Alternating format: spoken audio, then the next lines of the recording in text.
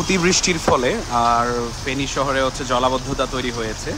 জলাবদ্ধতা এমন পর্যায়ে চলে গিয়েছে যে এসএসকে রোডে জহিরিয়া মসজিদের সামনে এবং কি ফেনী ফাঁড়ি সদর ফাঁড়ির সামনে হচ্ছে হাঁটু পরিমাণ পানি।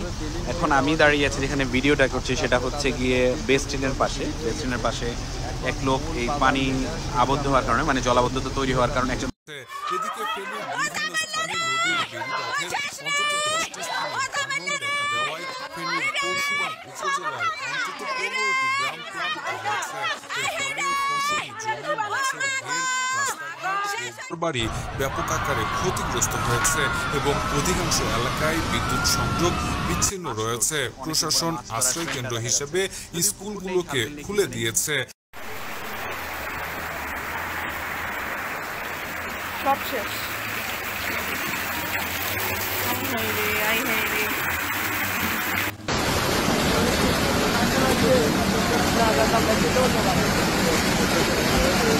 এটি হলো করিম বাজার।